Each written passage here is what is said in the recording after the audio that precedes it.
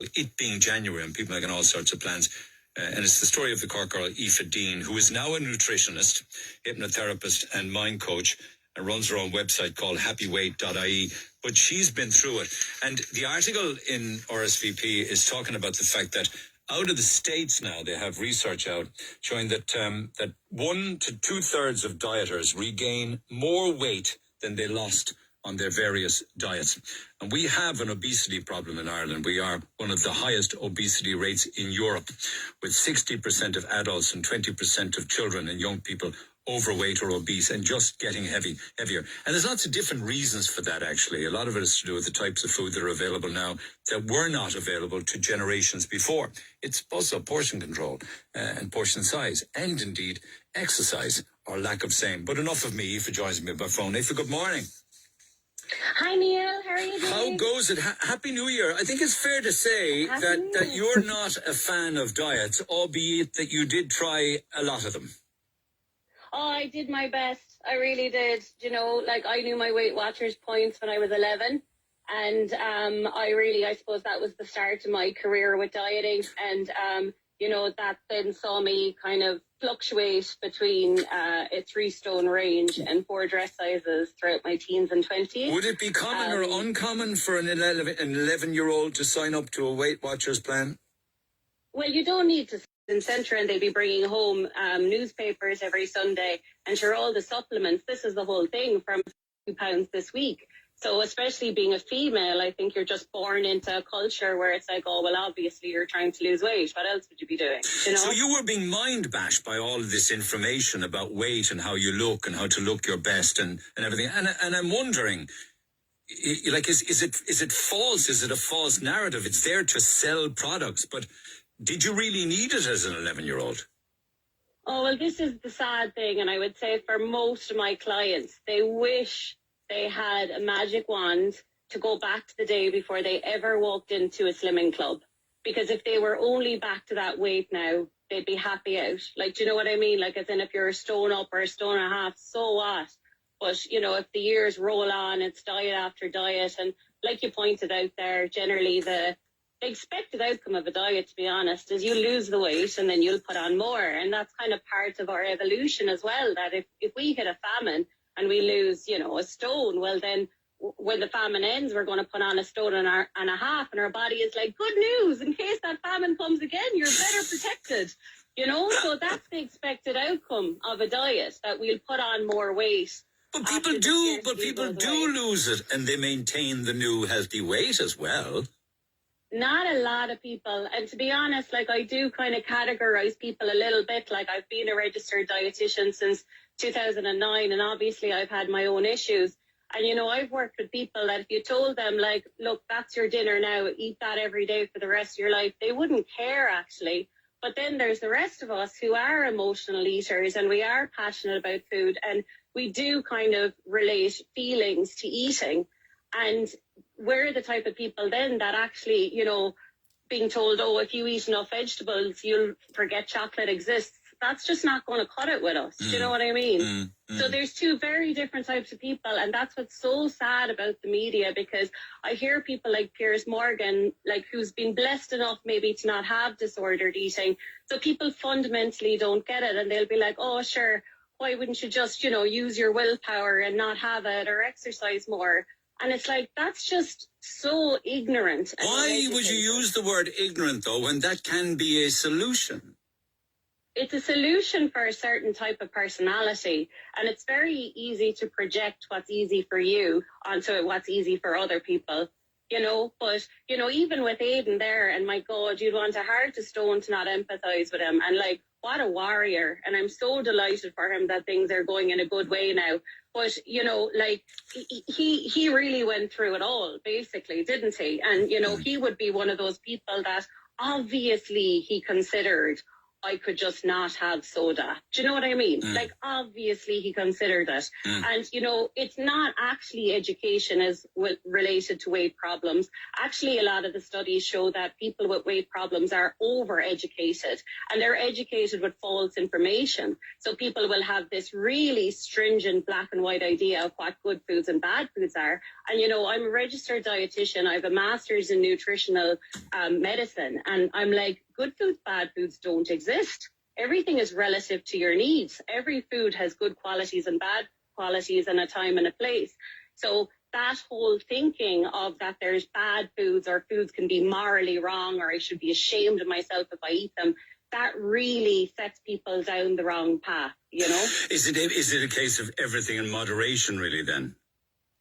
Well, I suppose the studies show that, like, say, children under the age of 7 are the most likely humans to be in the healthy weight range. And I'm not a mom, but as far as I know, you can't force breastfeed a baby. So a baby and toddlers and stuff, you know, they don't have any nutritional education. But, you know, if they're hungry, the whole house will know about it. And if they're full, they're done. That's it. So all they know is their internal signals. So basically, and what's really helping Aidan out now is, you know, with that gastric sleeve, it's just a no-go. Like, when his belly says stop, you know, it's not negotiable. Like, as in the sleeve is around his belly now, he can't stretch it. But ultimately, I know of people that have burst them, though, but maybe that's a story for another day. Oh, well, this is actually the sad reality, you know, of all those kind of weight loss surgeries. You know, I remember when I was a dietitian in Scotland, I'd be doing home visits and people would condense Doritos down into dust so they could stuff a bag down into the little stomach that they had, or they'd melt Mars bars, you know. Like, you know, our eating issues can be like an addiction, like an alcoholic, you know, so there's a ways of getting it in. But to answer your initial question there, what I suppose a lot of us never learned is listening to our internal signals, you know. So as in, you know, when we were small, maybe when we were hungry, we're like, no, you've had enough now, you're not getting any more. Or when we were already full, it's like, no, be a good girl and finish your plate. So that was the start to the end of us, like, you know, believing that our stomach could tell us and regulate how much nutrition we need and how much energy we need. And if we go from that kind of upbringing, which most people would have had that kind of upbringing with food, to then going on diets where it doesn't matter if you're hungry, you have to have your 11 a.m. snack. And it doesn't matter if you're not full after your dinner, that's the dinner you're getting. So between how we were raised and then diet culture, we were actually taught the opposite of what helps people maintain a healthy weight, and that's our internal signals of hunger and fullness and taste and smell. Yeah, and just reading the article, you saying that growing up, I did the cabbage soup diet, the Ann Collins diet, Atkins, the lot, and continue to do so until, was it like your early 30s? Yeah, like, it's quite embarrassing, I suppose, in some ways, but, you know, like, I suppose a lot of, like, I wouldn't be the only dietitian that became a dietitian because of her own issues. And, you know, like, say, when I was working in London with a weight loss company, I'd be seeing the clients all day and then binging in the serviced kitchen. You know, everyone was wondering where the chocolate bars were going. Little did they know I was binging on them every evening, you know what I mean? So, like, I had binge eating disorder as I was seeing clients. That led to bulimia, I believe, didn't it also, bulimia? Yeah, I had that on the J1 when I was 21, you know, because this is the whole thing, like, you know, and it's another argument about control and willpower. Like, as in, you know, oh, have these foods and, you know, use your willpower to have these foods. Like, what do you do when you're 21 and you're just eating takeaways with your friends and drinking beer every night? Like, as in, and that's the whole thing. We need a good relationship with food, because there's always going to be time where you're staying with other people, or you're on holidays, or you get into an airport, the only place open is McDonald's. Like, that whole trying to be good, I just kind of think it's less and less likely these days.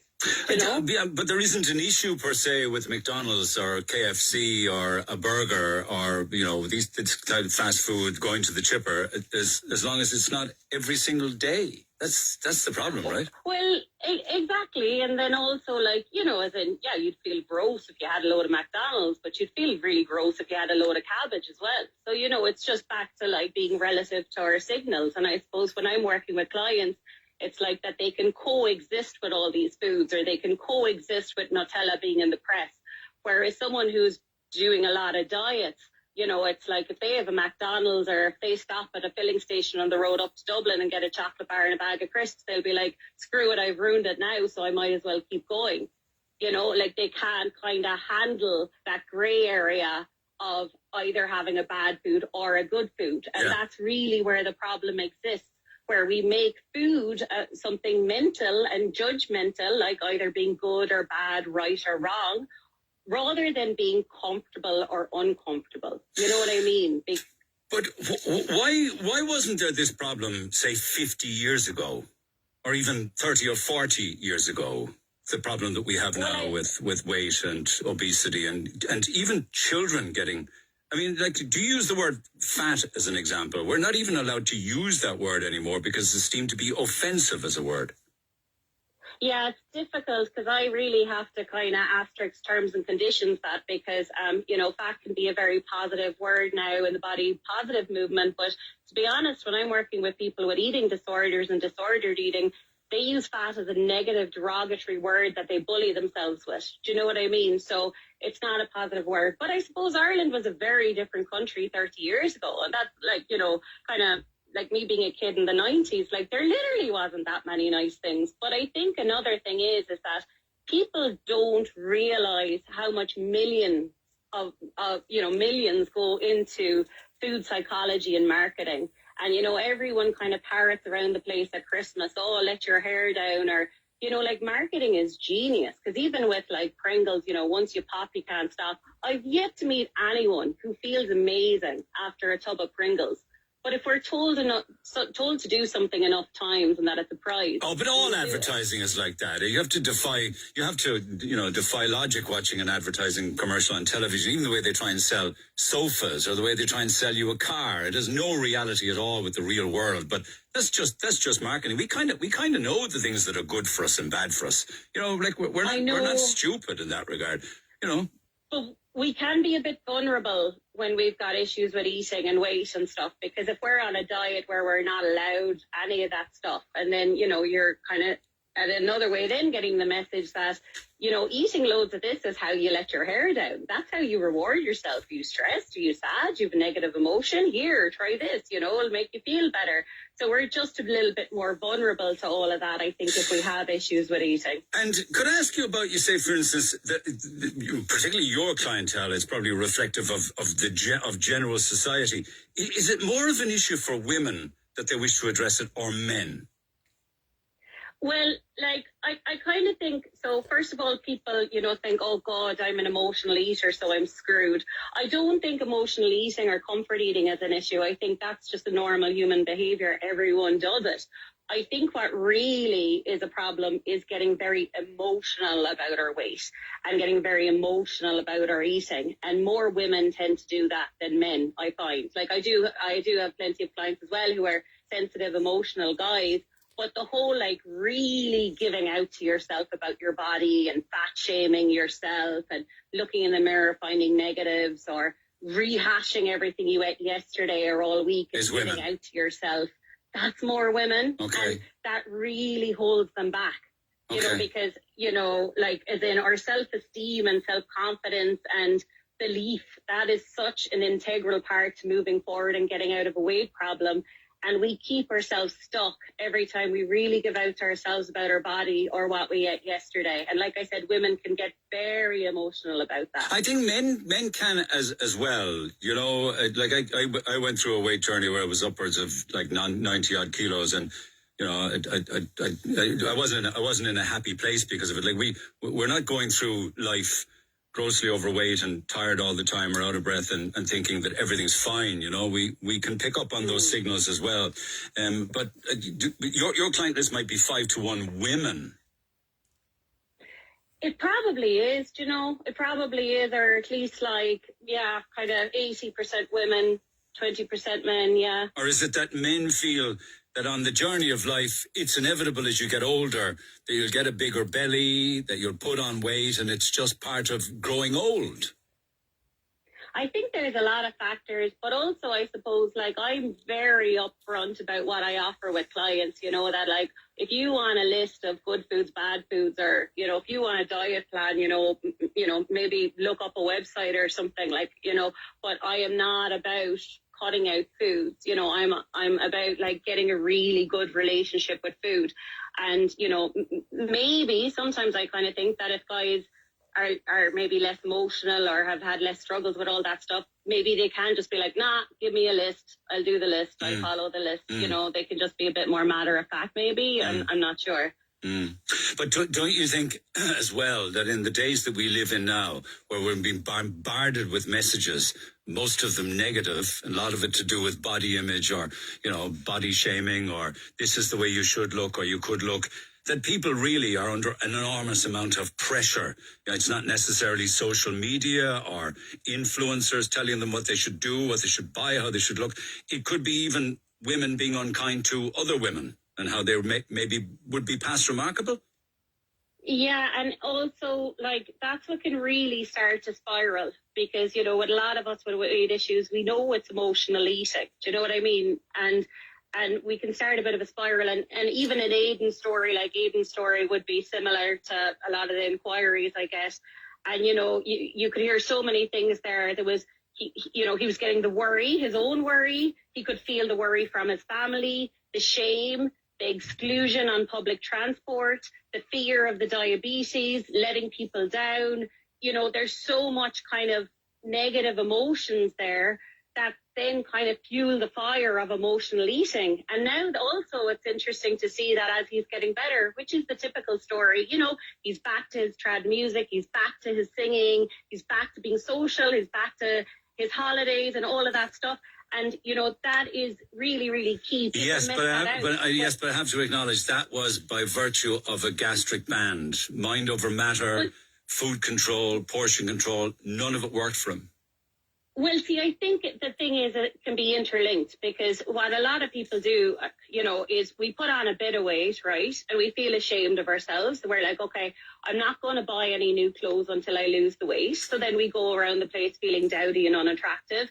Then I'd have a lot of clients starting off that they're like, oh, I'm embarrassed to meet friends because they'll notice I'll have put on weight, so they're less social. They won't want to go to the beach with their kids or the swimming pool. They won't start hobbies. They won't be as social. And see, all of these little things that might seem insignificant are actually giving us comfort and joy in our day. And if we cut all of those things out and then replace them with fear and shame and worry and letting people down and being excluded and all of that, you know, there's a big difference to how we're going to relate to food then. Do you know what I mean? Like, So how did you do it then? I mean, reading the article again, there's a paragraph where it says, once I realized I wasn't being fair to myself, things just fell into place. Going to bed with a belly full of junk food and waking up with a food hangover wasn't treating myself kindly. How did you change? Well, it was a long road, to be honest. And when I was 20, I got very sick and I lost lots of weight. And, you know, inevitably I got treated then and I was on lots of steroids and I put on all the weight again. But during that time, like, I could really see my relationship with food for what it was because, you know, if something bad happened, I was like, okay, binge, you know, or okay, where's the chocolate? But now that I was sick and I had lost my appetite, that seemed like a really weird thing to do. So I suppose that really was a crack, you know, in things. But ultimately, it was a long road of doing a lot of personal development, you know, so increasing my self-esteem and self-confidence because, like, a really key part of having a weight problem is, like I said, giving out to ourselves for the exercise we haven't done this week or the things we ate that we shouldn't have. So really keeping ourselves down in the here and now because of the past. And then at the same time, over planning. So, you know, I'm going to go for a walk every day this week. Yeah. Or, you know, really the mantra of weight gain is I'm going to be good tomorrow because that really, you know, makes us go against our physical. And is it the case then when that fails, and inevitably, sadly, it does for many, that you're worse off then because you feel as if you failed in the plan or plans? Yes. Yeah. And there's a failure cycle then, you know. So, like, what I kind of had to stop justifying is that it doesn't matter how I'm making myself feel bad, whether it's like, you know, counting up all the exercise I didn't do or counting my calories yesterday and making myself feel bad. I have to be accountable that as an emotional eater, me making myself feel bad will result in overeating. That it is it's just that simple. Yeah, I mean, and just many other aspects to this. I'm wondering, like, say for instance, if somebody is very overweight, for whom are they wishing to lose the weight? Is it for them, or is it for people's perception of them, or is it for society, or is it because somebody passed a bad remark in the bus, or in Aidan's case on an airplane? You have to do it for the right reason, don't you? Yeah, well, it is sad because, you know, all those external comments, you know, come back and bite us in our low moods, and they become our own thoughts, you know. And with a lot of people, you know, and that's why I became a hypnotherapist as well, because I could see that a lot of the time, well, pretty much every time, we're driving a lot of the issues with our food, with our negative self-talk. And sometimes the negative self-talk that we have about ourselves is just stuff we heard other people maybe say to themselves when we were growing up, you know, so we internalize that kind of bullying and we do it to ourselves. Hypnotherapy then must involve you in some way, shape or form. Hypnosis to eat well, is it? Well, it just really helped me personally, right? Because first of all, you know, they explain, like, say, you know, there's the conscious mind, and that's the part of us saying like, hey, I'd love to lose weight. And then our subconscious mind, which is responsible for 95% of our behaviors, like they kind of equate it to like an iceberg. The willpower and the conscious mind is the part above the water, but your subconscious mind and your beliefs is the part underneath. So like, oh God, losing weight, I'll have to be strict. I'll have to use willpower. I'll have to exclude myself. I'll have to be super organized. I'll have to not let myself eat foods. Like if we have a lot of negative beliefs about weight loss or becoming a healthy weight, it will never be the right day for it.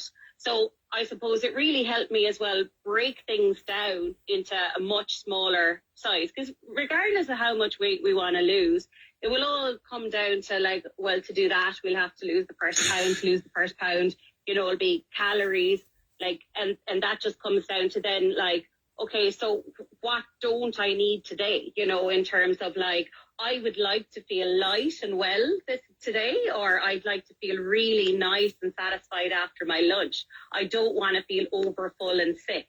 So it's like breaking it down to that, you know, small part. Yeah, and what I didn't realize until I got the diploma was that, like, when I was telling myself, don't you overeat today, don't you put on more weight, you know, our subconscious mind doesn't hear nots, no's and don'ts. So I was actually telling myself, put on more weight, overeat tonight, go to bed feeling full. So I had to start changing how I talked to myself and how I thought about circulating more around healthier, lighter, fitter, feeling nice today, feeling lovely in the afternoon, going to bed feeling nice, and kind of almost making that my GPS. Talking about all of that a lot more than bad foods, overeating, obesity. You know? It's interesting. I was talking earlier on this morning about food FOMO, which has just come out of the University of Leeds, where they talk about, more than half of adults in Ireland, like 60%, say they put off losing weight because of FOMO, the fear of missing out on their favorite foods, that it's too big a challenge to surrender, you know, whether it's takeaways or spaghetti bolognese or the traditional fry-ups, that they have this fear of missing out. It's that first step that they can't take. Have you ever come across that literally the journey is too high, or the mountain is too high to climb?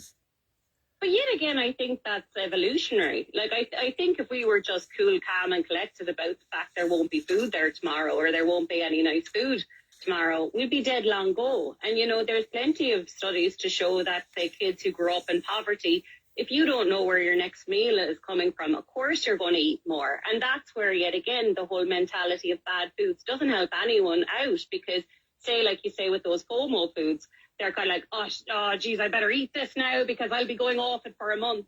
You're going to eat more than you need, you know? But yeah, I always joke with my clients, actually, that we'd be excellent cave people. There'd be no killing us off. Because if we get a sniff of food going away, or a sniff of food scarcity, by God, we'll be eating a lot today. You know? So it's kind of in us.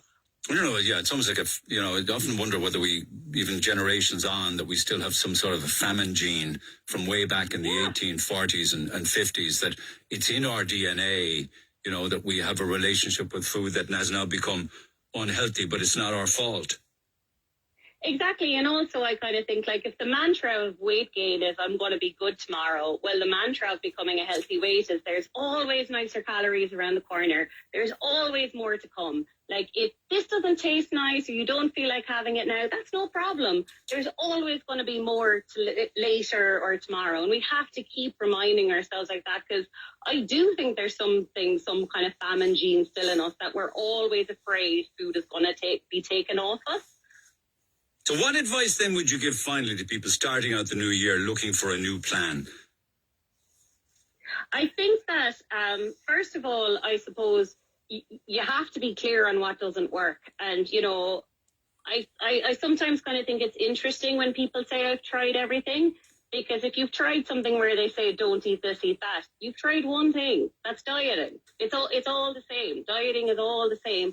So, like, I do think it's about working with how good we feel in the day, like working with our relationship with food. Another thing people often say is, oh, I just love food. But, like, if you feel guilt, shame, regret, anxiety, fear of weight gain, that's not loving food. Like, to me, I think loving food is being discerning. It's kind of like, oh my God, what is a lunch that would be so nice today? I genuinely be able to wait for it. Like, I genuinely be able to wait until I'm hungry so I can really savor it and enjoy it. And I'd be dead happy to stop when my belly is full.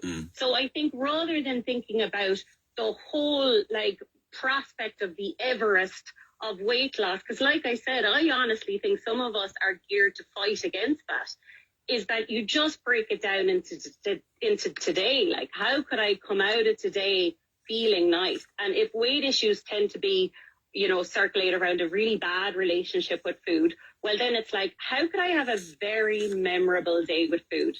How could I feel very, very well, with food? And how could I be very discerning about it? Like, what's deserving of me and what isn't? So kind of treating yourself like a queen, and only the best will do, or a king in your own case. Well said.